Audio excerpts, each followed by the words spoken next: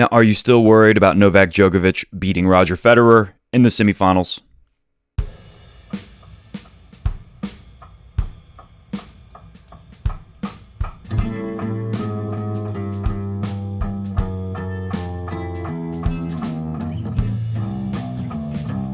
Three of the best players in the world last night went up against opponents where they said, "Who the heck is this guy?" No, I mean, I know they knew who their opponents were, obviously, but they were wondering, how is this guy playing like this? Even Federer, one of them, lost in 5 sets to this "who is this guy" opponent. Another one lost in 3 very competitive sets to this "who is this young guy and how is he playing just like me" opponent. And one of them beat that guy in straight sets. Just happens to be the only person to not lose a set en route to the quarterfinals at the 2018 Australian Open. I'm Matt Bradshaw. This is Coffee Break Tennis. It's the most fun, most exciting tennis talk show in the world. The only tennis talk show that promises, guarantees it, in fact, to raise your tennis IQ for every minute that you watch. Stick around. We got a great show today. Let's get into it. Look, I love you a whole lot. I love all of you out there watching Coffee Break Tennis, making this show a success. It means so much to me. By the way, if you do like Coffee Break Tennis and you want to help me make it a success, hit a thumbs up down there. Give it a nice overhead smash on the thumb. Maybe a nice touch drop volley on the subscribe button. Maybe even ring that bell if you don't mind being alerted every time I make a video. Might come in handy during this Australian Open week number 2. I've been I don't know if annoyed is the right word for it, but I've been bothered, disturbed, mildly annoyed by some of you, just some, who have been so scared of Djokovic, of Berdych now. Now it's Berdych. I mean, are you guys scared of Chung? Because Chung looked like a younger Djokovic, right? Chung in that match, like it literally looked like Djokovic was up against a younger version of himself. That must have been very annoying for Novak. Are you guys scared of tennis, Sandgren? I'm a simple man. I came here, grew up on a farm in Tennessee. Never dreamed of being under these big lights under the Australian sun. Look, I don't know very much about Tennis Sandgren. Honestly, I've just seen his name over the years when I look up scores for little tournaments that a lot of people don't even follow. I monitor tennis all year. I pretty much look at my ATP app every single day, multiple times a day, all year round. I mean, even during Christmas time when there's no tennis, I'm still looking at it thinking like, oh yeah, there's no tennis. So like I said, I've seen his name on the losing scores at little tournaments in the past. From what I understand, he's 26 years old. He's never even played in the main draw at Wimbledon. He's lost first round every major. He's a guy who gets to the qualifiers and doesn't get past them. And I understand he grew up on like a farm or something. Am I crazy? Like, I didn't read this. I heard that somewhere. He grew up on a farm. He's a simple farmer type. Look, I really like the guy. Very impressive win over Dominic Thiem. But hey, today's show, we're not going to get into all that stuff. We're going to just talk about Roger. When I sit there and watch every second of a Roger Federer match, I write a novel. I might actually have to look into start writing tennis articles for someone, you know, some publication out there. Who do you guys think I would be a good fit for? Where do you like to read your tennis stuff? Where could I be a featured columnist to submit during the Grand Slams my thoughts? Because I'm telling you, I write like a book every time I watch a Roger Federer best of 5 sets match. Real quick, obviously if you're scared of Djokovic, he's gone. But if you were scared of Djokovic, you should be more scared of Chung, because I saw this one coming a long time ago because Chung is very similar. I mean, did you see Chung sliding into splits like Djokovic on the defense? Djokovic had to have just been stunned and kind of flattered, kind of happy. I've heard that Djokovic was the idol growing up for Chung. So anyways, if you're worried about Djokovic, be more worried about Chung, but don't worry, I'm not too worried. I think he's going to be pretty drained if he does meet with Federer. If Federer gets there. Because yes, Berdych is danger, and this is all I'm going to say. I'm going to do another video previewing that match tomorrow when we're actually getting closer, and I'll really tell you why I think Berdych is not going to beat Roger at this tournament. I'll say this real quick. Look at his stats. He's had his serve broken, Birdman. And remember, a lot of these matches he's won pretty easily. He's played guys who weren't able to really bring that much, but they've all, even Fabio Crazy Fonini, who can just totally lose his mind. He's worse than Nick Kyrgios usually. Even Fabio Fonini managed to break the Birdman serve twice. Every opponent, look it up, every match Berdych has played, he's been broken twice. All right? I know that's not like a lot, but if some of these guys who really had no chance in their matches, they got blown off the court by the Birdman, if they're able to break twice, I'm telling you, Roger will be able to get his 3 breaks and get out of there in straight sets. Also, Birdman has had some pretty weak win on second serve percentage numbers, a lot weaker than Roger, and Birdman needs that serve to be amazing if he's going to beat Roger. And God, I mean, let's talk about Fucsovics, the Hungarian, the big Hungarian, the power Hungarian. Let's talk about him because the way that guy was moving and defending the court last night, Berdych can't move like that. No chance. Even with his bird wings spread all the way out, he'll never cover the court like that Fucsovics guy did last night. And Roger still came out of that in straight sets. The big idea is this. I have a new Fed theorem right now for the tournament. Obviously, the backhand up the line, it's not there the way a lot of us would like. He's hit it. He's hit it fine. It's not a big problem. Don't freak out or make a big deal about this. But what Roger and the team has figured out is a faster way to get through these early round matches. Now, listen here, this is important, because I think the team could very easily say something like, look, the backhand down the line, we're going to need it for even Birdman, really going to need it for Rafa if they do meet in the final. They know that that backhand down the line is key, especially because this strategy they're using now might not work as well because you're going to be feeding the Rafa forehand cross court. That's asking for all kinds of danger. I think what they've decided in these early rounds against these lesser known players is this. Roger, you're most comfortable taking the backhand cross court. You're very consistent with the backhand so far, and you're able to hit it pretty good, but when you try up the line, you bring in some errors, and when you lose those points from those errors, you give your opponent more chances, and you risk having your serve broken if you give them free backhand unforced errors, trying to prove to a bunch of people out on the internet who are panicking because they think you might not win the tournament because you haven't hit a bunch of highlight reel backhands. Look, Dominic Thiem hit a bunch of highlight reel backhands last night. What did that do for him? Sorry, I'm getting very emotional. I'm not angry at you. Just very emotional. And like I said, mildly annoyed by people that I love. You know, you guys are like my best friends in the world out there. I love talking about tennis to you. I love tweet. I had so much fun during the match tweetering. It was crazy. I mean, I'm over here on the phone like tweeting at people, and then I'm like typing my match notes, and I'm watching Federer. Like, do you know how hard it is to see all of the match and type a novel about it, and then read people's tweets and I wish you guys, one day I'll show you how fast I am with my Twitter thumbs. I'm mildly annoyed, even though I love my friends out there on Twitterland who want to talk to me during the Roger Federer matches.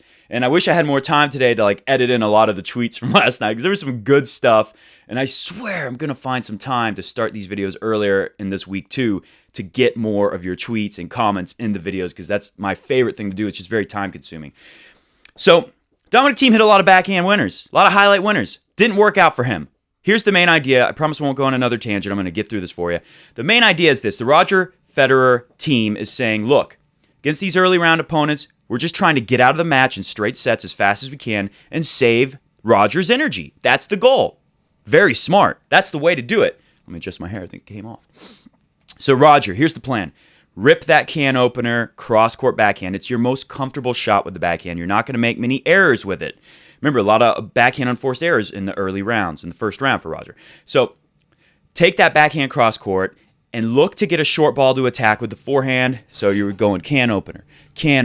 Real solidly struck. Nothing to write home about highlight shot, nothing like a Gael Monfils highlight shot. And as soon as the ball comes back short from the backhand corner, because remember, Roger's playing all righties so far. Rafa's the only lefty we see that he could meet. Roger's playing righties. You're hitting their backhand with your backhand. Roger's hitting a very solid cross-court backhand. He's getting short balls. He's moving in. He's hitting a big forehand. He's coming to the net. That's what Roger wants to do every single point when he's forced to hit backhands. That's how he's going to respond to it. That is the fastest way that uses the least amount of energy to win points and get off the court quickly to save your energy for people like Rafa. All right, now my 3 main points. That was the big idea. The big idea is I've detected that this is clearly the game plan on the backhand side now. For the Fed team, we might see it change with Berdych. It'd be very interesting. Who knows, though? Might be fine. It ain't like Berdych has the most amazing backhand in the world. Might be smart to, get him to hit backhands. Go for the can opener. When you get the short forehand, move in, get to the net, make Birdman run all over the place. 3 main points. Number 1, new conditions. This is the first time Roger played a day match. So you got to realize, Fucsovics has played all day matches. Comment below if I'm wrong, but I'm pretty sure he's played in hot heat, these conditions, every single match. Roger hasn't. So you got a guy doing what he's gotten used to at this tournament versus Roger, who's doing it for the first time in front of people in a real match, obviously. He's probably practiced during the day, but you get the point. So, new conditions, new opponent, and as McEnroe pointed out, there's nothing to gain for Roger, especially, and I know better than anyone because I read so many comments and tweets from people out there, and everyone is saying, or not everyone, and a lot of people here are very smart. I give you guys a lot of credit. A lot of people here have a very high tennis IQ, and a lot of people here are younger and pretty new to the sport, so they haven't seen 1,000 matches on TV yet, so, they don't know a lot of this stuff, and that's fine. I was like that, 14 years ago when I first started watching tennis. As McEnroe said, nothing to gain here for Roger because there's so many people around the world that are going to be disappointed if Roger, I got to put this tweet up. Read that tweet from Damien. Read that. That one stuck in my brain. I knew I had to use that today. Read the tweet from Damien. A lot of people out there aren't happy unless Roger Federer is hitting like 1 million backhand winners and winning the set in 15 minutes. Roger knows that. The team knows that. So it's a little nervy to go out there and be like, ugh. No one in the world knows who's I'm playing. That's what McEnroe said. No one knows this guy.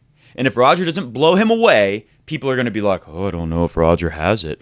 Roger's probably going to lose soon. If he struggles with this guy that we've never heard of, he's definitely going to lose to Thomas Birdman. Oh, God. I understand. I get it. It's scary when you're a Fed head. Fed anxiety is a real thing. Let's move on to number 2 main point.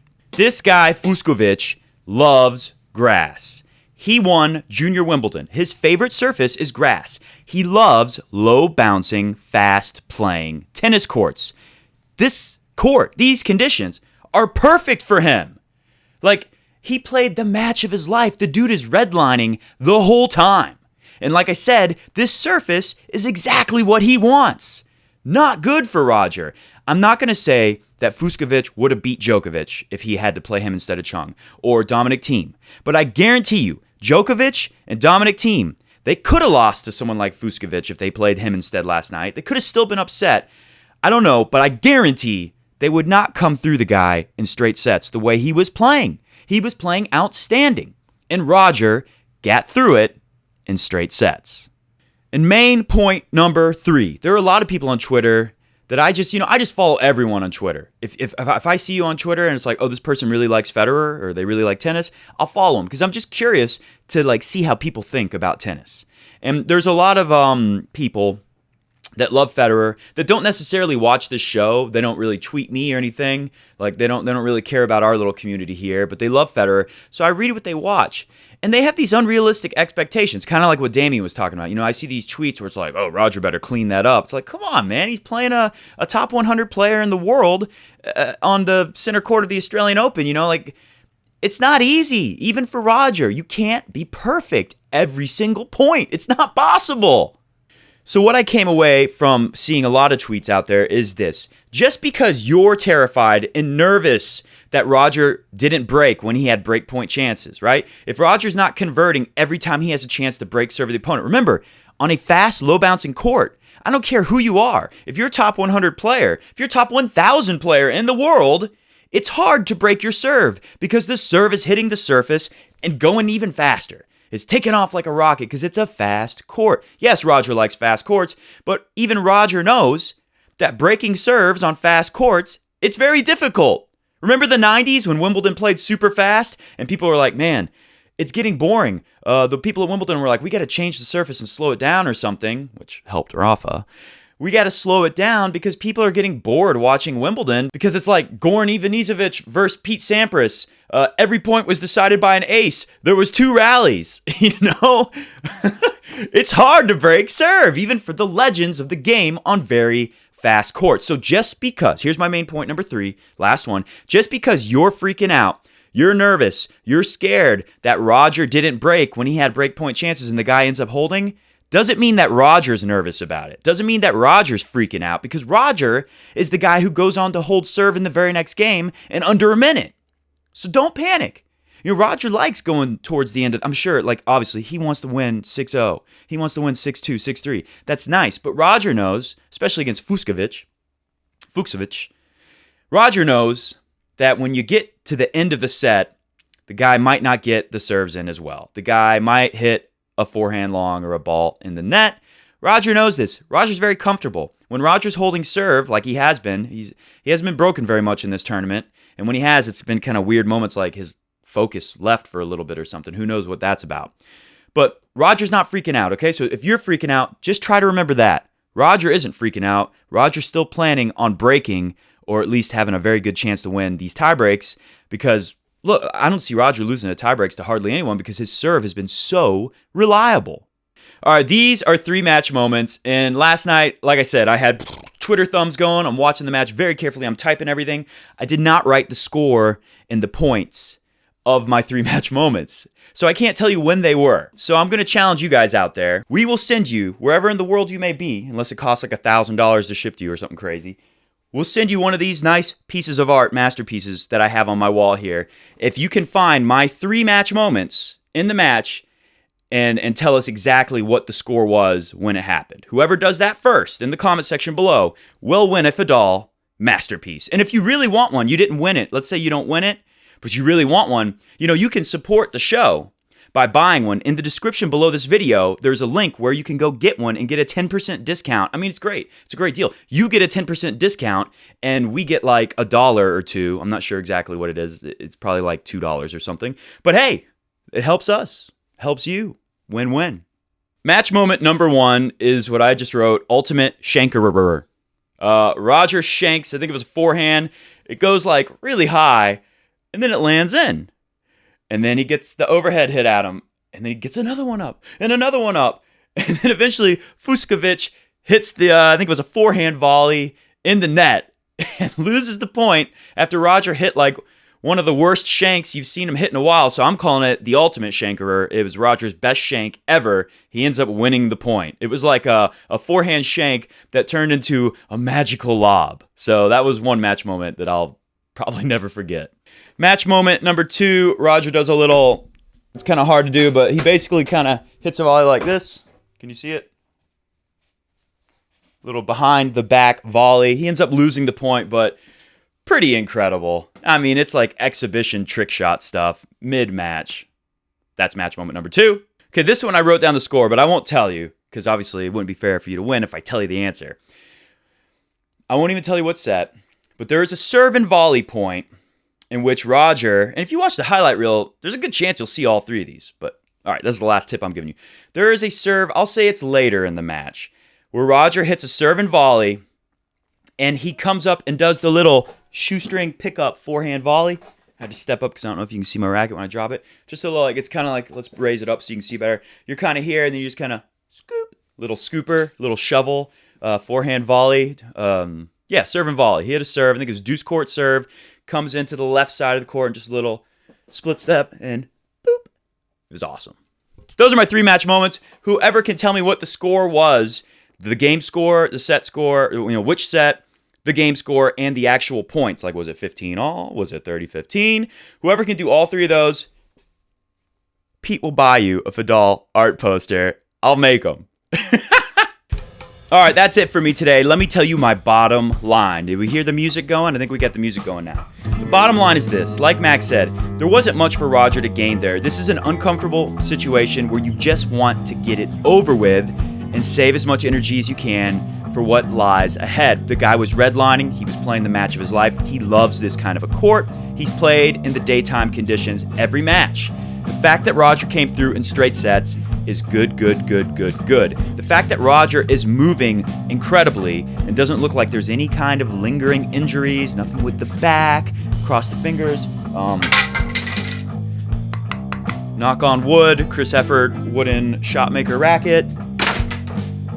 The fact is this, bottom line, we're very fortunate to have Roger moving like this, playing at this level consistently. I know some of you want a higher level, but he's consistently playing at a level that gets him quickly through matches in straight sets and conserves energy for people like Birdman. So, don't freak out. Thanks for watching Coffee Break Tennis. I'm going to put up another video with my friend Stephen Boughton. It's your boy Stephen Boughton. He's up in Canada. We met in Cincinnati. We actually had a lot of fun. We played a tennis match too.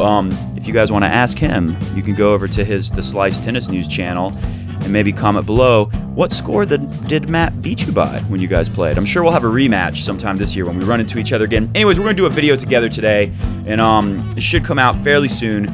Basically, we got a bet going. We're going to pick all of the matches left in the men's draw, and whoever is the closest to predicting the most matches correctly, who will win, will have to send the other one a shirt. So I actually did sell Coffee Break Tennis shirts last year.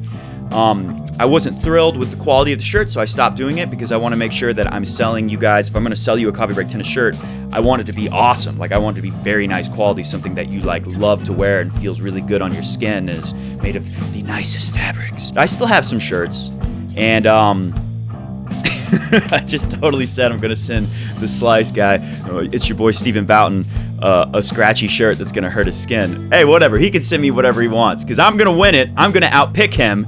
And yeah, if he wins, I'll send him a Coffee Break Tennis shirt. If I win, he's got to send me a size extra medium, all black, the Slice Tennis News shirt. And I know that he has the very nice quality shirts up there in Canada. So yeah, that's what we're going to do later today. Look out for that. I'm going to put that video here on Coffee Break Tennis channel, and I'm going to put a preview video for tonight. We're going to talk a little bit more about Nadal, Cilic, and Grigor, and Kyle Edmund. And that will be at the Crunch Time Coaching channel. Make sure you don't miss post-match with Pete. Dimitrov Edmund will be up first, and Pete should be able to stay up late enough to do a post-match with Pete live broadcast on the Crunch Time Coaching channel. Thanks for watching Coffee Break Tennis, and I'll see you guys very soon. My friends, we're in a good place. Be happy. Don't be afraid of the Birdman. Respect him. Respect the Birdman, but don't be afraid.